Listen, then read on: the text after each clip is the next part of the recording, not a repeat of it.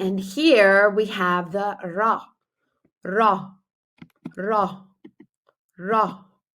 And these are the three forms of ra, ra at the beginning of a word, in the middle of the word, and at the end of the word.